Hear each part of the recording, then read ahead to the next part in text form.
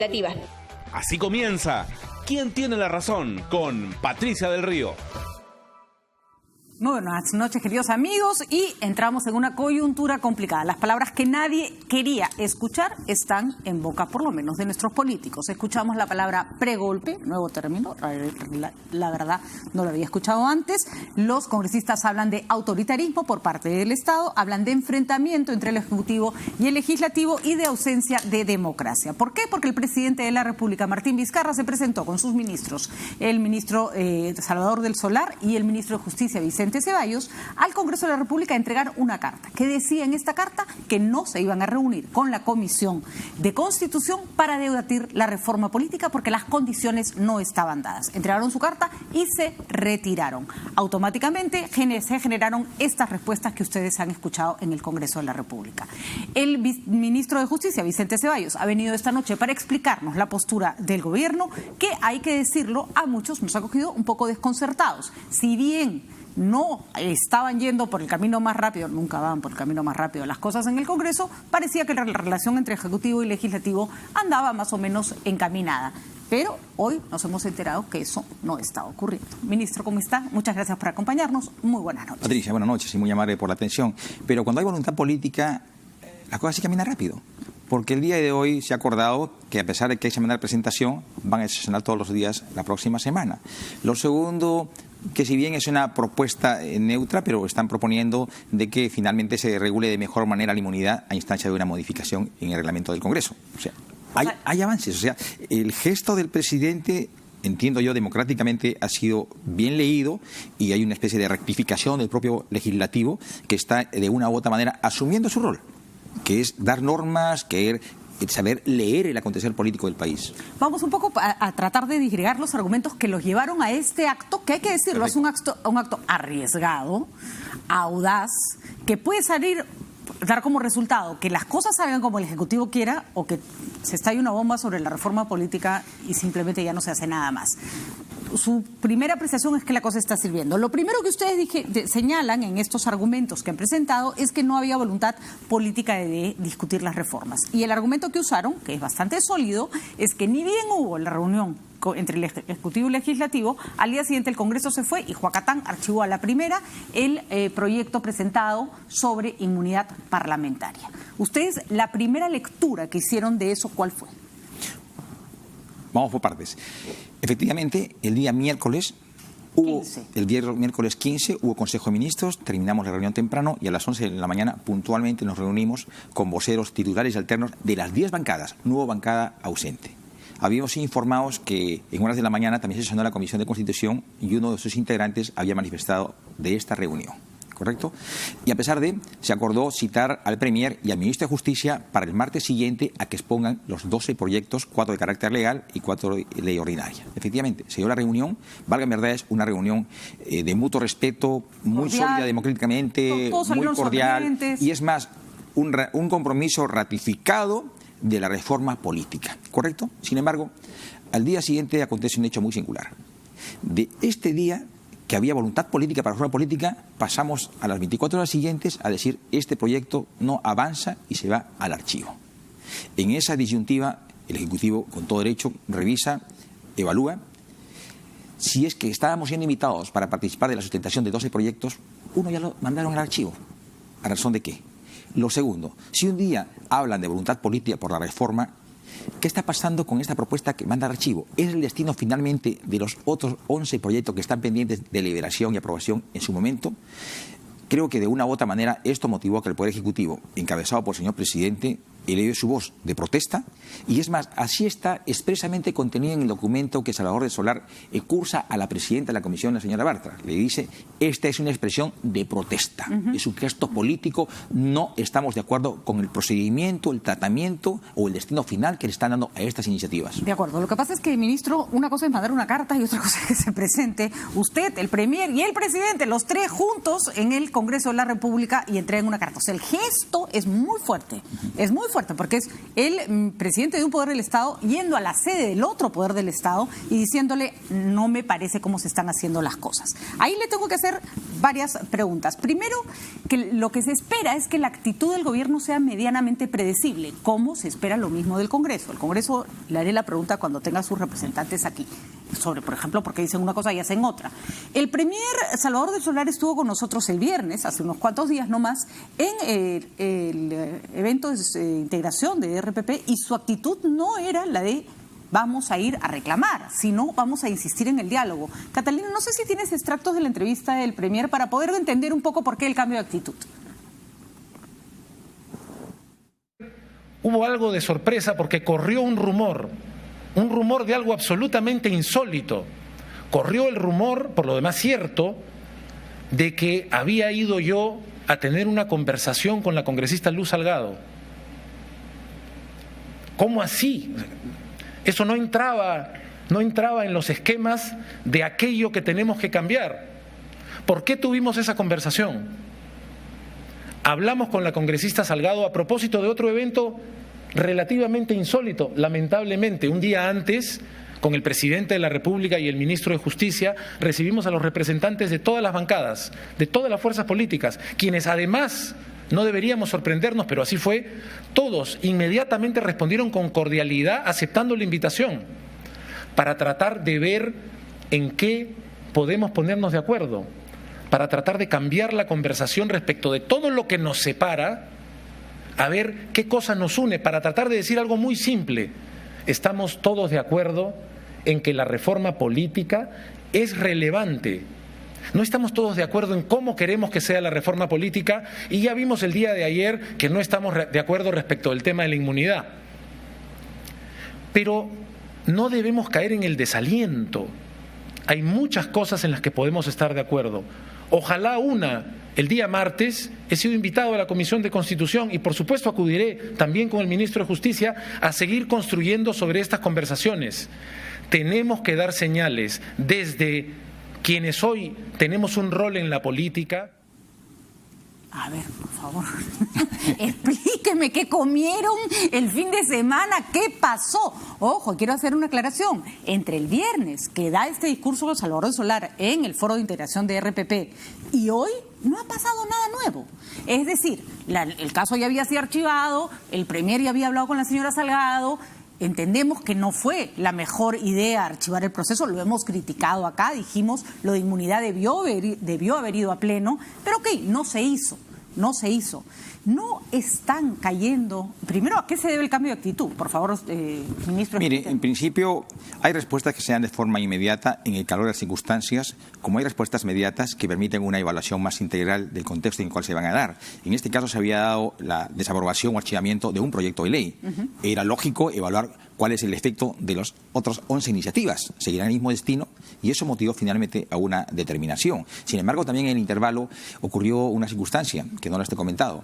La señora presidenta de la Comisión de Constitución desconoció un nuevo cronograma de programación de los ejes temáticos que deberían ser abordados en la agenda de esa comisión, a pesar de que en la misma reunión que tuvimos con los voceros, el vocero titular de Fuerza Popular, el señor Tubino, dijo y le dejó en manos del premier, este es el nuevo cronograma, ¿correcto? Horas más tarde los desconoce. Entonces, en ese desconcierto de idas y vueltas, obviamente generaron una evaluación debida y finalmente nos llevó a esta determinación. Pero es raro, ¿no? Porque normalmente uno responde de entrada, muy virulento, y después baja el tono. Ustedes de entrada respondieron con el tono bajo y lo fueron subiendo en el fin de semana. Le hago una pregunta que se hace todo el mundo, y no sé si tiene una respuesta para mí. ¿Hay alguien que los asesora? ¿Hay alguien que les dice, oye, no, pónganle más fuerza, pateen al Congreso, esto les va a hacer subir No, en absoluto, Patricia. Nos reunimos los tres, en este caso el presidente, liderado por él, el premier y mi persona, desde la parte jurídica, ¿no? Evaluamos el contexto, los antecedentes, el momento histórico y cuál es la mejor decisión para este caso. De acuerdo. Entonces, primer punto, ustedes están tan convencidos de que no había ninguna voluntad política para discutir reformas, pero ustedes han presentado más de 9 reformas. No, son 12. 4 de carácter constitucional y 8 de carácter legal. Así es. Efectivamente. Y esta es la primera. Y hay que decirlo, era la más complicada. O sea, no les han archivado la obvia. les han archivado la que casi era como de, se caía del palto, que no iban a discutirla, por lo menos no en los términos en que la había presentado el Ejecutivo. Había posibilidades todavía, y lo han dicho los congresistas acá, de que se discuta, por supuesto que sí, pero no era que el tema se había cerrado en los términos en que ustedes lo habían presentado. Pero miren, hay de repente circunstancias que no se dan cuenta a la opinión pública y es necesario mencionarlas. En el caso concreto de la inmunidad, por ejemplo, ¿no? Se presenta un día un dictamen, ¿correcto? En el cual dice, sí, la inmunidad de arresto le corresponde al Parlamento y la inmunidad de proceso le corresponde al Poder Judicial. Y al día siguiente, sin mayor debate, presentan otro dictamen, excluyendo esto, simplemente proponiendo que una vez que se solicite el levantamiento de inmunidad, el legislativo tiene 60 días o 2 meses para aceptarla, y si en caso no hay respuesta, se entiende por positiva. O sea, de un día para otro, sin mayor debate. Hay un proyecto importantísimo de reforma constitucional que se empezó a discutir, al cual fui convocado. Solo por este proyecto de ley fui convocado como ministro de Estado. Es el relacionado a la gobernabilidad, relaciones Poder Ejecutivo, Poder Legislativo. Y ahí se introduce una extraña premisa, que fue objetada por el Tribunal Constitucional. Si se censura al Premier, no puede volver ningún ministro de Estado. Y esto fue objetado por el Tribunal Constitucional. Y en el predictamen alcanzado por la Comisión, se introduce esta objeción que ya sí había sido observada por el Tribunal Constitucional. Entonces, dígame usted, en ese contexto, uno u otro, ¿no despierta un grado extremo de suspicacia sobre el acontecer o la determinación? ¿Sobre qué? ¿Qué es lo que están ustedes sospechando? Sobre el involucramiento de una auténtica reforma política en la cual tiene una incidencia importante el Poder Legislativo. A ver, le hago la pregunta, ministro, y espero que me la conteste con claridad. ¿A qué le temen? ¿Qué creen ustedes que están haciendo los congresistas con la reforma política que ha planteado el Ejecutivo? ¿Qué creen que van a hacer? ¿Nada? ¿Que la van a tergiversar? ¿Que la están usando en beneficio propio? ¿Qué? Todo. Primero, ya la están distorsionando en sus contenidos y alcances. Lo segundo, no hay voluntad política para darle un real impulso como se quisiera. Y lo tercero, no hay un mayor compromiso de lo que se requiere a democracia e institucionalidad. Y aquí permítame enfatizar una línea. Este grupo de iniciativas no benefician al presidente ni a los mismos parlamentarios que no van a la reelección. Es dejarle al país el 2021 democracia sólida, instituciones fuertes. Perfecto. ¿Cómo saben ustedes que la manera en que ustedes lo han planteado es la mejor forma? Le pongo 2 contraejemplos. La Junta Nacional de Justicia, que sale de un proyecto planteado por el Ejecutivo, con el que estábamos todos de acuerdo. Lo estamos tratando de implementar y resulta dificilísimo. Es decir, los congresistas creo que tienen razón cuando dicen vamos con calma, estos son cambios complicados, todos podemos tener buena voluntad, pero de repente en el camino por la premura no vemos cosas que al final van a cambiar la Constitución. Entonces, si el resultado de la primera reforma que impulsó el Ejecutivo es malo por el momento, creo que el Congreso tiene un punto en decir, oigan, no todo lo que ustedes nos mandan necesariamente está bien planteado o merece salir como ustedes quieren. ¿Cómo responden en este contexto que está siendo tan cuestionado el tema de la Junta Nacional de Justicia, el hecho que ustedes tienen la voluntad y ellos no, y ellos están equivocados? Yo le agradezco por la pregunta, porque de ahí se está construyendo que hay un grado extremo de responsabilidad del Ejecutivo en impulsar esta ley orgánica de la Junta Nacional de Justicia. Aquí, en muchos casos, encontramos la debilidad o deficiencia en la ley, pero en este caso concreto no es de la ley, es de las personas. Y se lo explico. Agotado el referéndum del 9 de diciembre, el Poder Ejecutivo a la semana presentó una iniciativa de ley orgánica, con previsión el 18 de diciembre, la cual fue aprobada y publicada el 18 de febrero.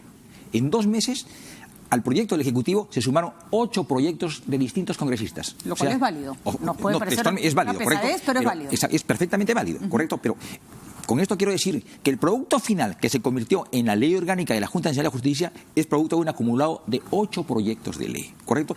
El tema que estamos discutiendo hoy en día respecto a la Junta Nacional es en evaluación de conocimiento. Y la ley, en la propuesta inicial del Ejecutivo, hablaba de evaluación de conocimiento, pero de desarrollo, no objetiva como se ha planteado. No ABCD. No. Es más, también hay que ser claro en esto, en la propia ley aprobada tampoco se manifestaba esto. Es en las bases donde la Comisión Especial de la Junta Nacional de Justicia determina, pone porcentajes, la prueba de conocimiento tanto, entrevista tanto, currículum tanto, pero más aún establece que esta prueba debe ser objetiva. ¿Quién lo dispone? La Comisión Especial. Ellos están dispuestos unilateralmente. De acuerdo, pero una comisión especial bajo un esquema que ustedes presentaron. No digo que la culpa la tenga el Ejecutivo. No digo ni siquiera que la culpa la tenga la Comisión y mucho menos que la tenga el Congreso. Señalo que son cambios complejos y que son cambios que requieren de participación, de ensayo y error. Entonces, a veces da la impresión que el Congreso, si se toma un tiempo, que parece que creyeran que el día tiene 50 horas, pero también parece que a veces el Ejecutivo quisiera todo para mañana, ¿no? Patricia, acabo un paréntesis adicional. El Ejecutivo impulsó las reformas, las 4, ¿se acuerda usted? Sí. Y volvemos al tema de la Junta. Esta ley de la Junta Nacional, que sustituye al CNM, modifica 154, 155, 156 de la Constitución. ¿Qué modifica? Requisitos, funciones y la composición. La particularidad, el desarrollo, el detalle queda a la ley orgánica, ¿correcto? Si se le acuña al Ejecutivo, oye, tú presionaste, tú aceleraste, no señor. La enmarcación constitucional no está sujeta a crítica o observación alguna. En este caso concreto, de las reformas constitucionales ministro, en esta primera fase. Entiendo, podemos discutir hasta el infinito, entiendo el punto, pero hay una cosa que es verdad. Lo que está fallando es la aplicación de un modelo que se cambió en la Constitución. Y eso, ¿por qué? Porque es un proceso complejo. Entonces creo que el Congreso tiene razón cuando dice, ojo, si aprobamos rápido, sin mirar las posibles consecuencias, puede pasar lo que está pasando ahorita, que a la hora que quieres que aplicar la ley no es tan fácil, pues, y empiezan a ocurrir cosas que no habías previsto, ¿no? Le respondo en 2 escenarios, Patricia. Cuando el presidente de la República, en julio del año pasado, convoca sesión extraordinaria del Congreso para ver la remoción, para ver la remoción de los integrantes del CNM, usted recordará, fue una iniciativa multipartidaria del Poder Legislativo quien acuerda una ley de emergencia del CNM y se da un plazo de 9 meses. ¿Cuándo vencían estos 9 meses? En abril de este año. Entonces, el límite no lo puso el Ejecutivo, el límite lo puso el propio Congreso. Teníamos para aprobar esta norma y darnos una nueva junta hasta abril del 2019. Es interesante porque... Ahora, permítame, con esto cierro. En el caso concreto de las reformas constitucionales, no es que esta reforma se apruebe de hoy para mañana. O sea, la propia Constitución establece que tiene que darse en 2 legislaturas. ¿Y por qué 2 legislaturas? Porque implica 2 debates, deliberación amplia, o sea, hay un escrutinio permanente. De acuerdo. A lo que voy es, tienen parte de razón. Yo creo que están en consonancia con lo que las personas perciben que está pasando en el Congreso. Pero es la primera ley de 12 que se encuentra con este entrampamiento y era la más difícil. Entonces hay que pensar si con esto no se van a tirar todo lo que continúa. Y a ver, ahí le hago otras preguntas. Ustedes dicen que quieren una discusión sin trampas. Estamos en el Perú. Esto se llama política. Así funciona la política. No solo acá, señor Ceballos. En todo el mundo sabes que tienes que lidiar con los vericuetos de la oposición y tienes que ser lo suficientemente claro para saber justamente que tu representación en el Congreso es fuerte, que no te conviertan un elefante en camello, ¿no es cierto? Hay un montón de cosas que no se logran yendo y tirando el papel en la mesa diciendo, entonces yo no voy. Eso, lo que dice la gente es, el gobierno está renunciando a hacer política. Porque hacer política es sentarte y lograr que las cosas salgan como tú quieres, también cediendo lo que los otros quieren. Sentarte y decir, yo no me siento contigo porque no estás haciendo las cosas como quiero yo, no es hacer política, es tratar de imponerse. Por eso es que hay un tufillo así, no muy democrático este asunto que se está, por lo menos, percibiendo en la oposición. Y empiezo por esto último. Tufillo que no es de hoy día, tufillo que es desde hace un año atrás. Y el presidente, a pesar de la expresión ciudadana casi uniforme, ha sido respetuoso del orden constitucional. Y jamás se ha sentido, no hay una sola circunstancia que puede evidenciarlo, inducido en un autoritarismo. Él ha hecho uso de los mecanismos constitucionales, con mucha claridad. Y a esto, a la interrogante que podría ser entendida como una premisa de este gobierno, Patricia, permíteme precisarlo también. Mire, cuando se habla... Nosotros somos respetuosos de la potestad deliberativa del Poder Ejecutivo. Entendemos cuáles son las competencias y roles de cada órgano del Estado. Nosotros somos dueños ¿de qué? De iniciativas. El Parlamento tiene la perfecta oportunidad de discutirlas, entiendo, pensando en el país, de cómo reforzar la institucionalidad, ¿correcto? Sin embargo, presentan un primer dictamen, ¿correcto?, en lo que respecta a la reforma llamada de gobernabilidad o relaciones Poder Ejecutivo y Legislativo. Y persiste en una observación del Tribunal Constitucional al tema de la llamada censura del Consejo de Ministros. A pesar de que él está observando con precisión, el Tribunal Constitucional persiste. Y persiste más aún cuando el día de hoy, 21 de mayo estamos, ¿no es cierto?, a las 11 de la mañana, presenta un proyecto de reforma constitucional persistiendo en lo mismo. O sea, ¿a qué estamos jugando? ¿Qué tiene? ¿Un Congreso golpista? ¿Un Congreso que no respeta las normas? ¿Un Congreso que se les va a imponer con reglas que no debe imponerse? Un Congreso que se está sobredimensionando en sus competencias y que no está respetando roles. Y si usted me habla de alteración al orden constitucional, aquí hay una evidencia. O sea, el Congreso, al no respetar los lineamientos del Tribunal Constitucional, entonces, ¿qué cosa estaría pasando en el Poder, por ejemplo, con el Poder Judicial, que aplica la prisión preventiva sin respetar tampoco los dictámenes y los antecedentes que plantea el Tribunal Constitucional y que plantea el Poder Judicial, la Corte Suprema? También vamos a decir que entonces ellos están actuando de espaldas a la ley y entonces vamos a pecharnos a ellos también. No, es que usted ha expresado un parecer que habría un tufillo de autoritarismo en el Ejecutivo, y yo le estoy respondiendo que no.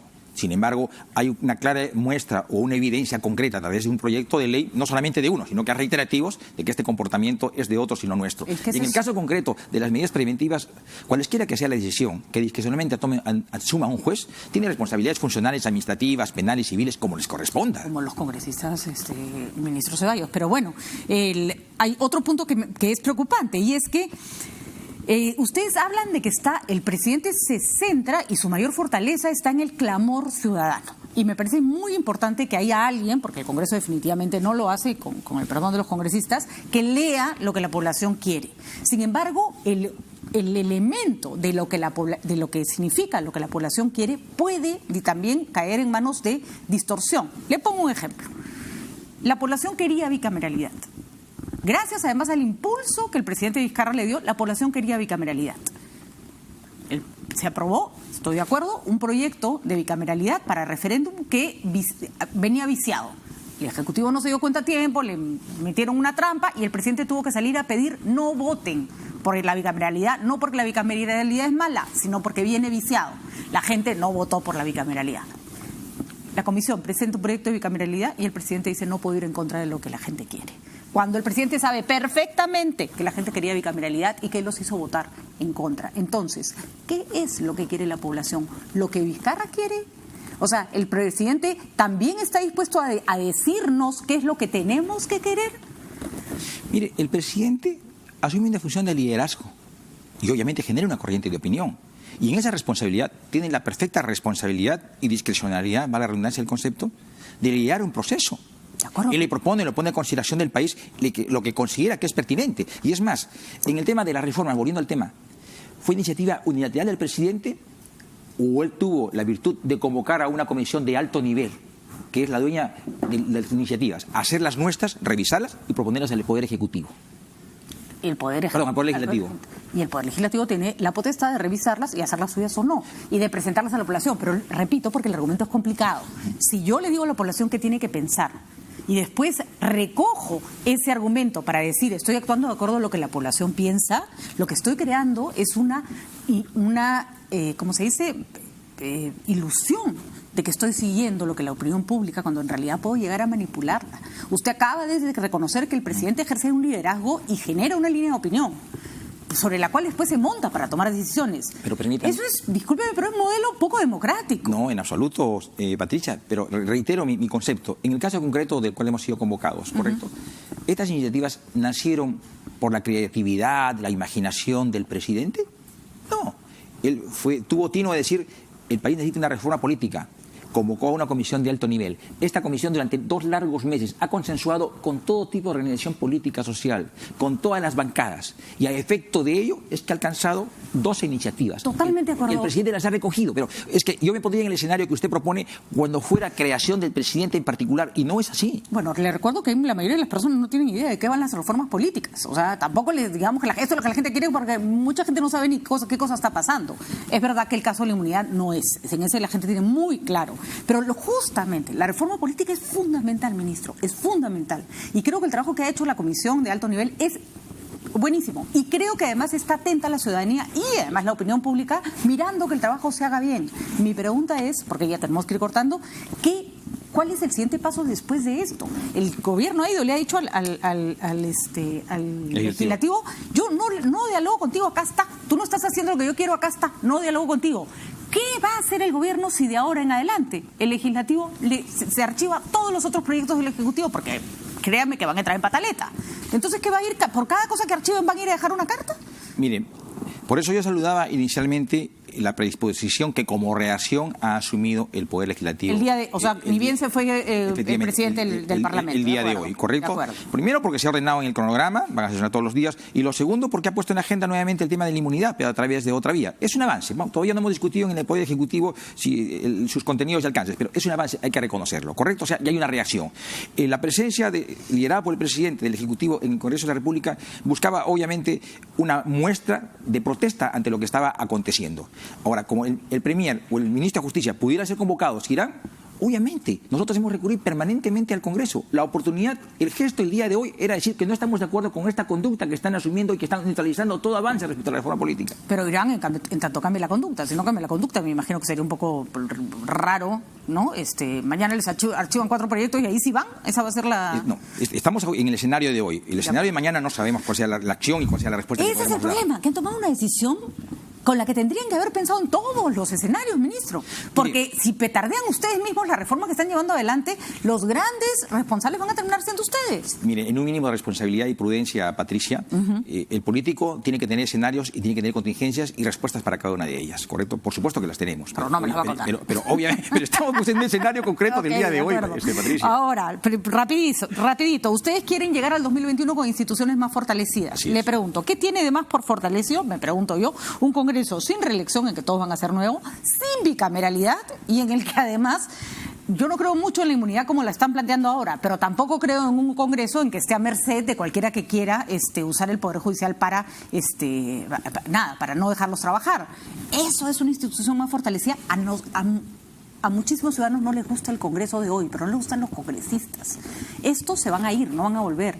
Y la institución que va a recibir a los que vienen no va a permitir reelección, no va a tener bicameralidad y pueden estar desprotegidos con respecto a inmunidad parlamentaria. ¿Eso es una institución fortalecida en 2021? Es que es más que eso. Usted está poniendo los ejes temáticos de mayor relevancia. El tema, por ejemplo, de impedimentos. ¿Quiénes podrían ser o no podrían ser candidatos? Uno. Lo segundo, mejorar de sobremanera las relaciones Poder Ejecutivo, Poder Legislativo. Y lo tercero es también ampliar el nivel de representatividad. Me refiero, o sea, hoy día somos 130 parlamentarios. Puntos. Obviamente, la propuesta es que el 2021 sean 123, considerando personas en el extranjero y comunidades indígenas, y que esto pueda ampliarse de acuerdo a la densidad poblacional al 2026. Entonces, son propuestas integrales, no se concretan en uno que otro punto. ¿Usted considera que esto no debilita al Parlamento como institución entonces? No, al contrario. Creo que fortalece y se acude a un equilibrio auténtico de poderes. ¿Incluso la ausencia de bicameralidad? Mire, con una unicameralidad reforzada con mayor representatividad, obviamente obviaría la necesidad de una bicameralidad. Último punto. Estamos en pleno de la lucha anticorrupción más complicada que ha tenido el país, por lo menos en lo que va del siglo y buena parte de su vida republicana. Por primera vez, porque en el gobierno de Paniagua se hizo todo de otra manera por las circunstancias, se está haciendo, a pesar además de que ha habido cambio de presidente, con una independencia y una claridad realmente importante.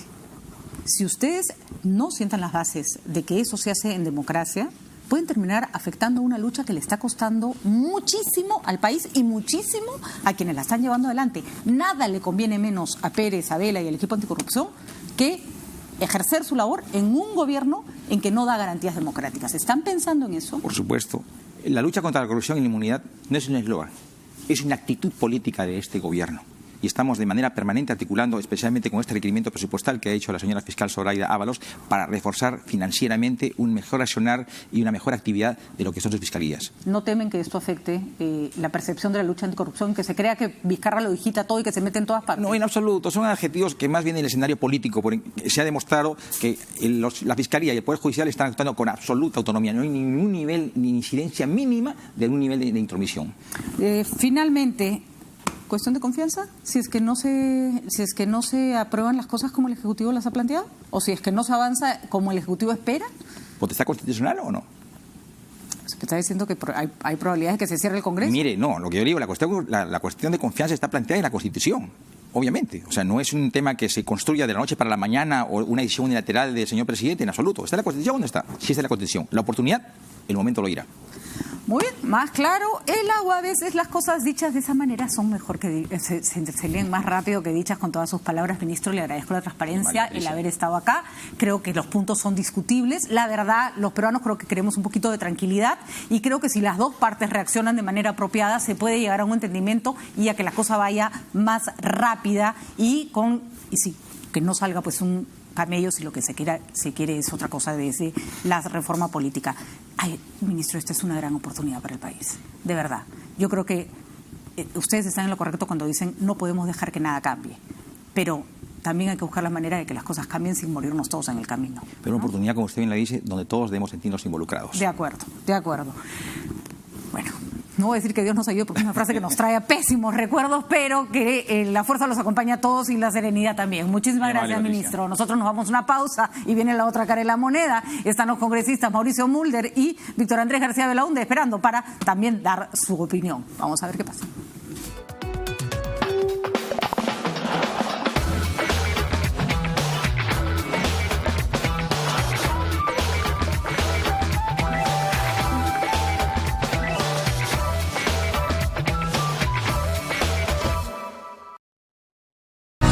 Otro año, lleno de retos y trabajo.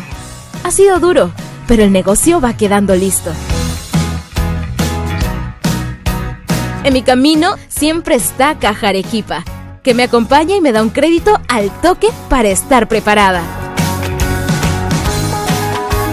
Sabemos por qué chambeas. Caja Arequipa, impulsando tu bienestar. Para la mejor enfermera, maestra. No existe el regalo ideal, pero cuidar su salud es la mejor forma de seguir disfrutándola. Y en el mes de mamá, en la Clínica Cayetano Heredia, tenemos descuentos en todos nuestros servicios ginecológicos, ecografías y mamografías. Clínica Cayetano Heredia. ¿Qué idioma habla el Perú? Ogari Matsigenga Oniagani Magayetiro Peroque. Perú marca Aymarazo. Perú ka achuaran chichaba. Perú suyuja jesguasimitan riman. El Perú no solo habla español. Revaloricemos nuestras lenguas y mantengamos viva nuestra historia. 27 de mayo, Día de las Lenguas Originarias del Perú, junto a Pluspetrol y RPP.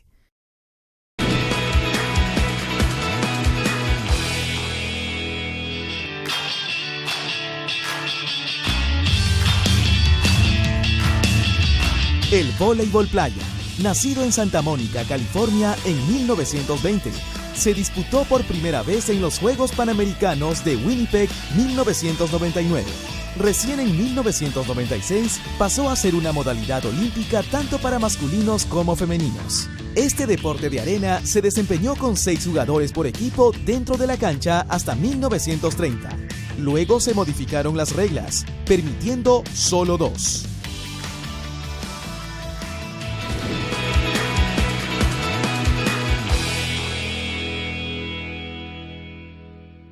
Esta noche en Nada está dicho, en vivo, el presidente del Consejo de Ministros, Salvador del Solar, en una entrevista a fondo con Jaime Chincha. La reforma política y su momento más decisivo luego de que hoy llegó junto al presidente hasta el Congreso para pedir que se aprueben los proyectos del gobierno. Y también la vicepresidenta de la República, Mercedes Arauz, para analizar la coyuntura política y económica del país. Esta noche a las 9, Nada está dicho, por RPP Televisión.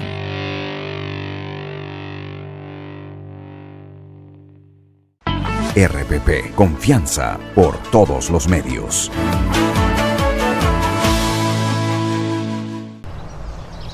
Radio Oxígeno.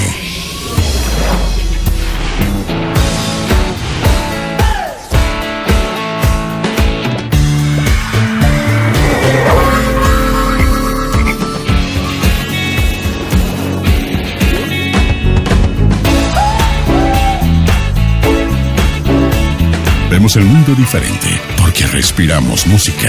Radio Oxígeno, clásicos del rock and pop. Quiero contarte cómo empezar un plan de ahorro de una manera correcta. Lo primero que tienes que hacer es identificar los gastos necesarios de los gastos innecesarios. Con estos gastos innecesarios bien identificados, lo que vas a poder hacer es moderarlos. No quiero que los elimines, porque si los eliminas, no va a funcionar tu plan. Por ejemplo, si tú gastas 3 veces por semana en comprarte un café, en comprarte una gaseosa, hazlo ahora una vez por semana. Y esas 2 otras compras las vas a tener para poder ahorrarlas y tener un plan de ahorro sostenible.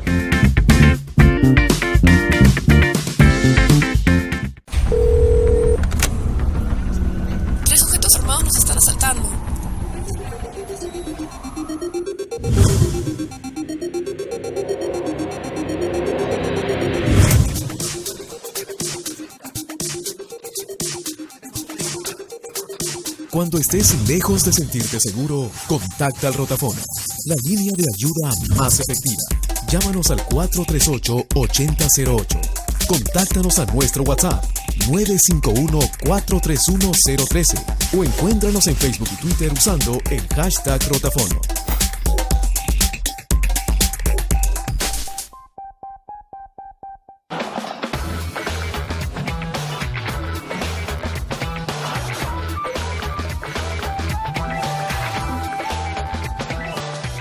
Escucharon ustedes al ministro Vicente Ceballos, que ha estado con nosotros, que tiene la esperanza de que después de esta actitud, esta acción de protesta que ha tomado el Ejecutivo, el Congreso se tome en serio, porque parece que esa es más o menos el pedido, se tome en serio la reforma política. Los argumentos que ha presentado el premier Salvador del Solar en su carta presentada ante el Congreso se pueden resumir en que no hay voluntad para discutir los 12 proyectos planteados, en que quieren una discusión sin trampas y sin trabas, y además que se responde la reforma política a una necesidad de tener un mejor Estado hacia el 2021 y además satisfacer la necesidad ciudadana de estos cambios. Todos los puntos atendibles. Era necesario que se plantearan de esta manera. Esa puede ser la gran pregunta. ¿Esto va a llevar a un entendimiento o va a llevar a un enfrentamiento aún mayor? Están con nosotros los congresistas Mauricio Mulder y Víctor Andrés García Belaunde. Nos hemos traído los más peleones,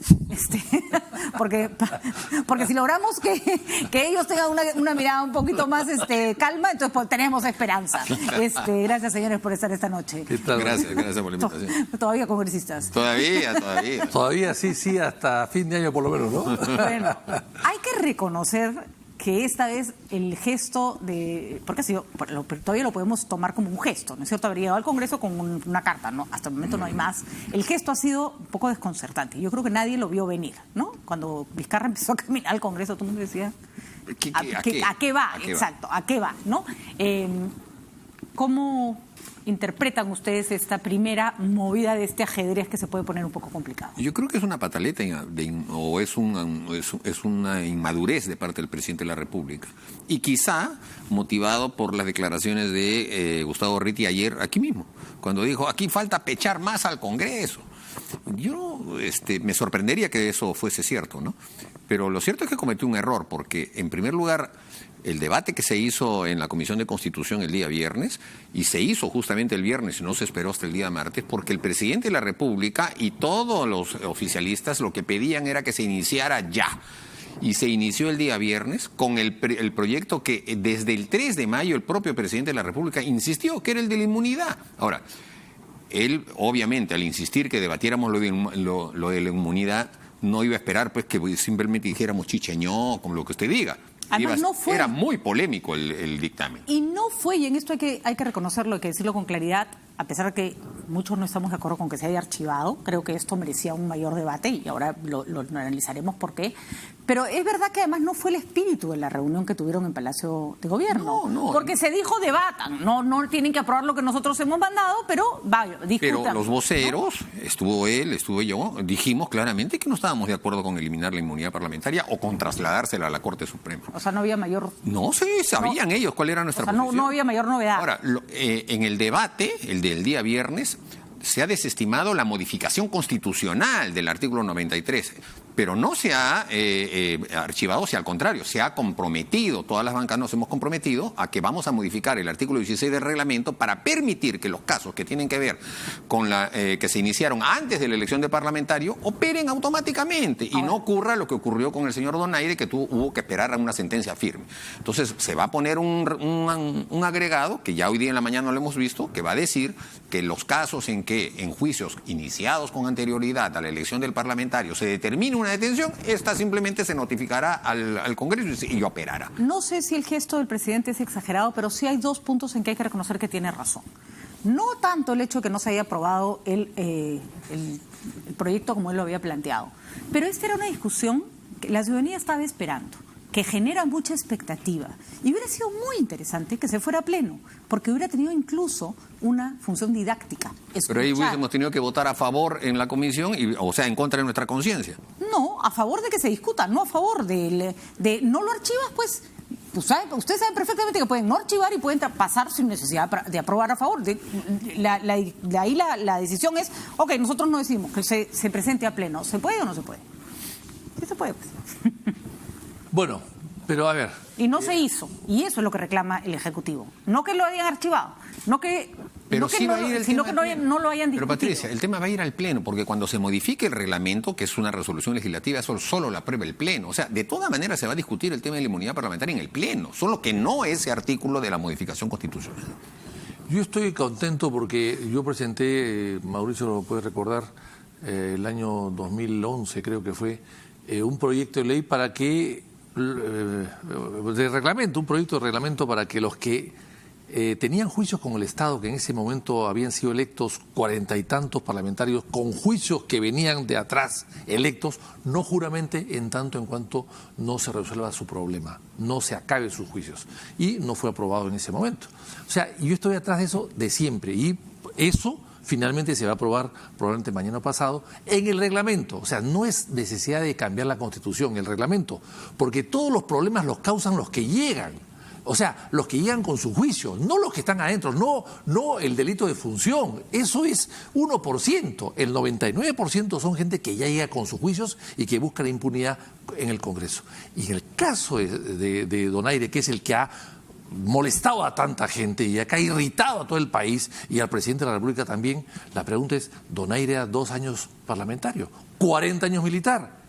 Ha estado 12, 14 años en un juicio porque le robó gasolina a su ejército, no al Congreso, sino a su ejército. Ha tenido sentencias y ha tenido una serie de medidas en el camino que hizo el jefe de la Fuerza Armada, que es el señor Vizcarra. ¿Qué hizo el jefe de la Fuerza Armada? Era su jefe y se ha permitido que llegue al Congreso y que recién en una segunda instancia se le eleve el... No entiendo. ¿Qué tenía que ver Vizcarra con que era es el jefe del comando de la Fuerza Armada? Pero no. Sí, de acuerdo, pero cuando ya estaba...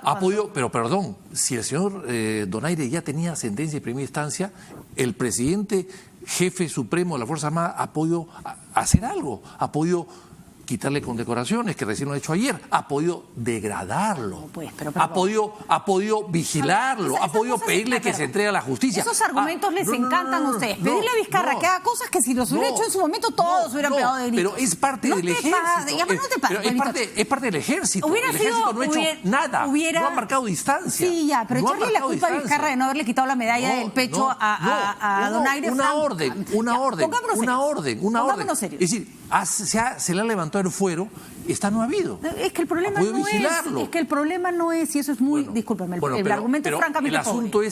El problema no es Donaire y su medalla en el pecho. Pero el problema sí es que la gente que viene de fuera, que no tiene compromiso con la política, ni que tiene simpatía o sabe lo que es el Congreso, llega al Congreso a dañar su imagen. No solo la gente de fuera, el señor Mamani no tenía ningún juicio, le metió la mano a una señora, una hermosa, y el Congreso por poco... Se le levantó el fuero. Y ahí está, en el Congreso bien sentado. Con el juicio. Porque no le han decretado arresto. Si le hubiesen decretado arresto, sí se estaría preso, porque tendrían que haber solicitado en 24 horas. Pero está enjuiciado. El Ministerio Público no lo ha hecho así. Pero por favor, casi tuvo que salir un video en que el señor le metía la mano y burlándose para que hicieran algo. Sí, pero ahí perdón. Ahí se ha actuado muy mal, porque el señor Mamani cometió un delito flagrante. Así es. Debió haber sido detenido. En Puno. ¿Por qué no lo detuvieron? En Puno. Entonces, al no detenerlo, ¿qué es lo que sucede? Señores? No, pero es que así son las normas. Pues al no detenerlo, lo que hicieron fue poner sobre la disposición del Ministerio Público, que lo liberó. Entonces, al estar liberado, solamente cabe el procedimiento de pedido de levantamiento de inmunidad, que todavía no lo han formulado. Entonces, lo único que se ha hecho es suspenderlo y estar a la espera de que venga el pedido de levantamiento de inmunidad. Eso es otro tema. ¿Y quieren que les diga una cosa? Ustedes han citado los dos casos para estas explicaciones, el reglamento. Sí, pues. Entonces, lo que vamos a modificar es el reglamento para que quede más claro. Los dos casos que presentan son los que justifican la reacción de Vizcarra. ¿Por qué? No es cierto, porque tienes a uno depende que manosea... de algo dependía de él. Donaire algo dependía de él. Discúlpeme, congresista, pero si usted dice que la culpa la tiene el presidente por no haberle sacado la medalla del hombro cuando ustedes por poco no esconden a Donaire debajo de la mesa y se hicieron todos los locos sabiendo que el señor se iba a escapar, como lo hizo Benicio Ríos, y si se atreven a sentarse al lado del señor Mamani sabiendo que le metió la mano una aeromosa y se escudan en el hecho de que no lo... A ver, ¿qué cosa hacemos? ¿Nos paramos en la puerta y decimos no? no entre. Perdón, ¿pero qué le hicieron a Kenji Fujimori? ¿Qué le hicieron a Kenji Fujimori? Se pararon a la puerta y le dijeron, usted no entre. No es verdad lo que estás diciendo. El señor Kenji Fujimori fue acusado constitucionalmente y se le inhabilita después de la acusación constitucional. Esos son delitos de función. Esa es una cosa. Otra cosa es delito común. El delito común es el Ministerio Público el que tiene que verlo. Y el Ministerio Público lo debe detener. Y si no lo quiere detener, entonces el señor sigue hasta que sea condenado como parlamentario, porque hay presunción de inocencia. Entonces son cosas distintas. Claro, eso entonces, lo que debería ocurrir...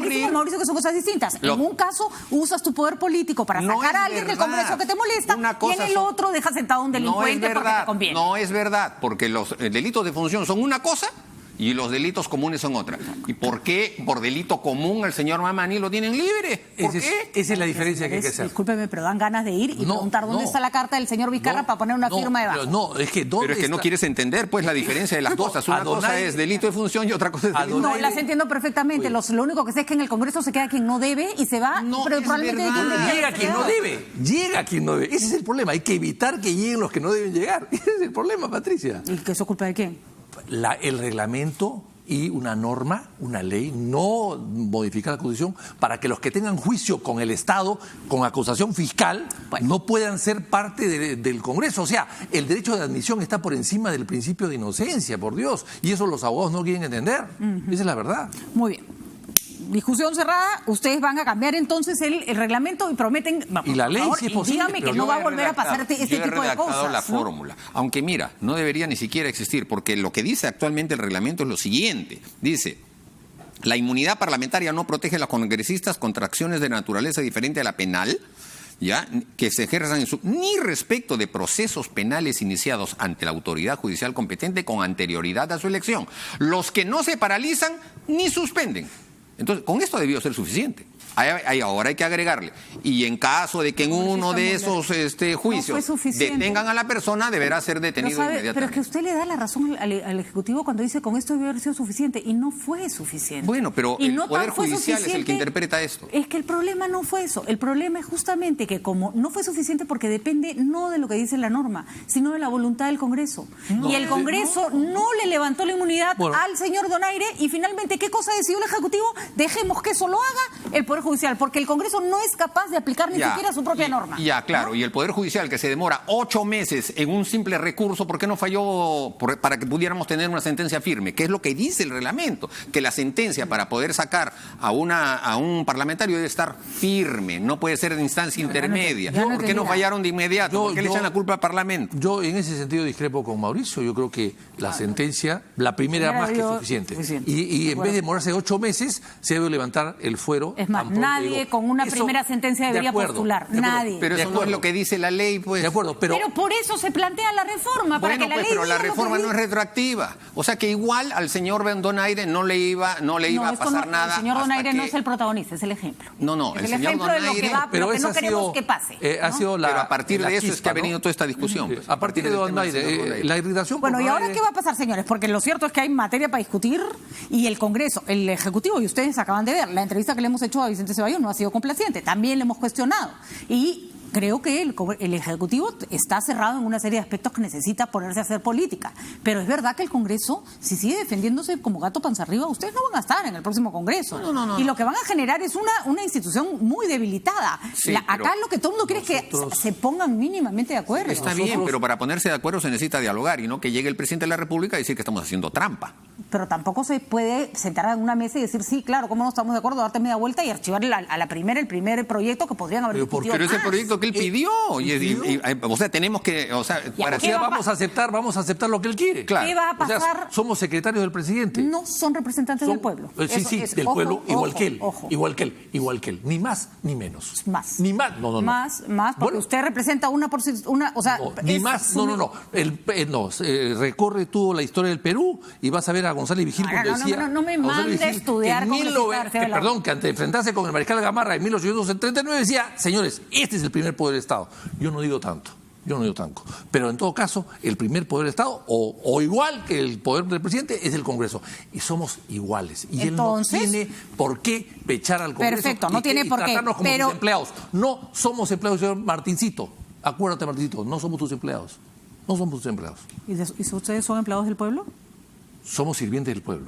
Muy bien, ese punto me parece interesante. Entonces, señor Víctor Andrés García Belaunde, si el 75% de la población considera que el Poder Judicial debe levantar la inmunidad, no les digo que tengan que aprobarlo, pero no deben atender, por lo menos, si usted es empleado del pueblo y no el señor Vizcarra, olvídese, esto no se lo está pidiendo el señor Vizcarra, se lo está pidiendo el 73% de la población. Las encuestas. Bueno, no se gobierna con encuestas. ¿Y por qué no preguntamos si debemos bajar el IGB o no?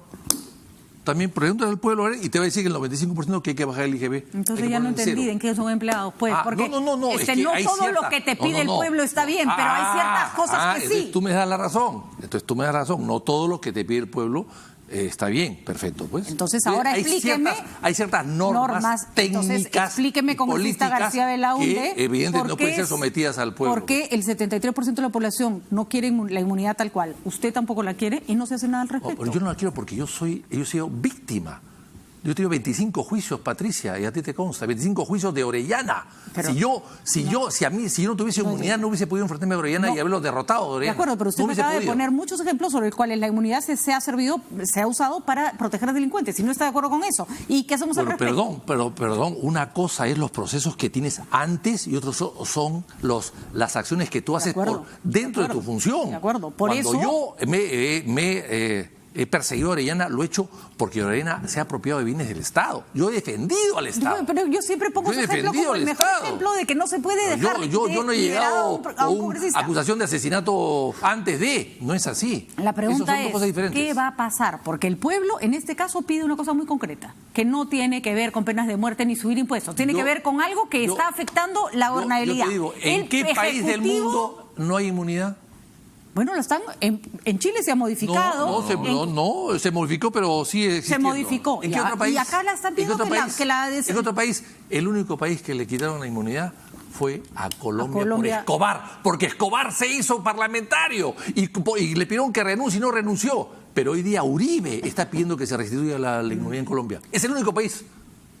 En América Latina y en el mundo probablemente. Por más que me levante el dedo hasta el techo, lo cierto es que acá nadie ha pedido que se retire la inmunidad, sino que se acote. Bueno, y eso es lo que no se discutió. Pero en fin, se está acotando, pregunta, a ver, para que Mauricio Müller no se aburra, ¿qué vamos a hacer con las otras reformas que faltan? Discutirlas de acuerdo al criterio de los parlamentarios, y aquel criterio que tenga los votos mayoritarios prevalecerá, como se hace toda discusión. ¿Van a dejar que pase al Pleno o se van a archivar en Constitución? No, la mayoría van a ir al Pleno. El de la inmunidad también va al Pleno. No va el proyecto del Ejecutivo, va la consulta de reforma de reglamento. Ya, está bien, pero no va el del Ejecutivo porque era muy malo el proyecto. Según mi criterio, otros estaban a favor. ¿Suman los votos o no suman los votos? Tienen que sumar los votos. ¿Cuántos más de los proyectos? Y no creo eso no lo puedo saber porque yo tengo una opinión de muchas cosas que son distintas a la de él y distintas a la del otro parlamentario. Ya, a ojo de buen cuero. ¿Cuáles, por ejemplo, van a generar más consenso y cuáles van a creer ustedes? Porque, repito, no se trata, y se lo he dicho clarito al ministro Ceballos, de aprobar las cosas como pide el Ejecutivo. Se trata de discutirlas. ¿Cuáles creen que van a ser los más polémicos y cuáles van a pasar rápido? A ver, por ejemplo, hemos iniciado la discusión de un proyecto que el gobierno lo ha llamado democracia y gobernabilidad, que son las relaciones entre ejecutivo y legislativo. Por ejemplo, ahí yo estoy de acuerdo con lo que plantea el Poder Ejecutivo en el sentido de que si se va a acusar constitucionalmente a un alto funcionario, a raíz del artículo 99 de la Constitución, el fiscal mantiene su autonomía y no tiene que verse obligado a seguir los parámetros que le establece el Congreso de la República en la comisión respectiva. O sea, volver a darle autonomía al Ministerio Público. Hasta el año 90. Hasta el año 90, que fue el Fujimori el que lo cambió. Bueno, en esas cosas puede haber acuerdo. Hay acuerdo también en eliminar la ley seca. Ya está, eso también es un buen acuerdo. Hay algunas cosas. Ahí sí que si no se pusieran de poner de acuerdo con eso, ya todos nos emborrachamos de la depresión. Ahora, hay varias cosas en las que va a tener que haber modificaciones. Nosotros creemos, por ejemplo, en la democracia interna de los partidos, pero la han puesto demasiado reglamentarista, con cuotas de 0.47%, con un número de afiliados que representen también un no sé qué porcentaje. ¿Pero sí están de acuerdo con que las listas se armen de acuerdo con una elección abierta, universal? Tampoco. Yo ahí, eso de que todo el mundo vaya a votar y escoge un partido político 7 meses antes, o sea, 210 días antes, 7 meses antes, y que concurran, y que además la valla del partido se dé en función de los que asisten a votar en esa primaria, que 7 meses antes de las elecciones, me parece además, ¿no? obligatoria para todos los ciudadanos. Sí. A mí me parece de que eso nos convierte en clubes electorales. Debería buscarse una fórmula mixta. ¿Hay tiempo? Para ese cometido. En general, para la discusión de las reformas que requieren. Sí hay tiempo. Las últimas modificaciones se pueden hacer entre abril y mayo del año 2020, que es justamente un año antes de las elecciones. Entonces, tiempo hay. ¿Y qué va a pasar si el Ejecutivo, qué pasaría, cuál es el escenario que plantean ustedes si es que el Ejecutivo finalmente decide que presenta cuestión de confianza porque no se están aprobando la reforma política? Depende en función de qué va a presentar la cuestión de confianza. Si va a presentar una cuestión de confianza, por ejemplo, por el tema de la inmunidad, ya el tema se votó y entonces ya que nos disuelvan nomás, pues. Y si eso es lo que está buscando el Poder Ejecutivo. Pero no creo que el Poder Ejecutivo esté buscando un escenario como ese, porque evidentemente el daño es peor para el gobierno, para el país. Ustedes estarían, o sea, porque la cuestión de confianza disuelve el Congreso si es que ustedes finalmente no aprueban lo que pide el Congreso, no le dan la confianza. Así es. De usar ese mecanismo, el Ejecutivo, ¿se allanarían a él? En mi punto de vista, no. O sea, prefiero que lo saquen. Porque estarían vulnerando ya la libertad de nuestro voto. Tenemos que, votar en contrario para quedarnos con el sueldo. O sea, eso no se puede aceptar. O sea, si se saca esa carta, sin Congreso nos quedamos. O sea, perderíamos lo peor, que es decir, el hecho de no tener un mandato imperativo para poder votar, ¿no? Tengo que ir cerrando y entiendo que hemos discutido duro, pero sí hay algo que creo que se está perdiendo de vista, que el enfrentamiento entre el Ejecutivo y el Legislativo está haciendo que cada uno se atrinchera en sus propias posiciones. Sí, pero... Y en medio está la población. Ya, pero... absolutamente desconcertada. El 70% no sabe qué cosa es reforma política. Para empezar, eso ¿no es cierto? Correcto, pero nosotros estábamos en muy buen ambiente. Sabía el presidente de la República que íbamos a votar en contra de alguno de sus proyectos. Hay otros, por ejemplo, que tienen que ver con el tema del financiamiento, que solamente sea financiamiento público, no estamos totalmente de acuerdo. Pero el presidente tiene que saber que él no puede seguir empujando las cosas como la está haciendo, porque al final la desestabilización de la política va a llevar a que la población diga, bueno, ¿esto qué están discutiendo? Por ejemplo, el señor Vizcarra, así como hoy día a las 8 de la mañana se fue al Congreso a pechar, ¿por qué no va mañana a las 8 de la mañana fuera Bamba a tratar el tema de las bambas que nuevamente se ha explotado? Esta vez estoy de acuerdo en que probablemente el gesto del presidente, que hace un gesto fuerte, la gente todavía no termina de entenderlo porque probablemente ni siquiera entiendan muy bien de qué cosa están peleando. Esta vez. La vez pasada no. Cuando fue lo del Consejo Nacional de la Magistratura, la pedida de un pleno extraordinario, era otro contexto. Ahora la gente tiene puesta en la cabeza en otros temas. Bueno, el presidente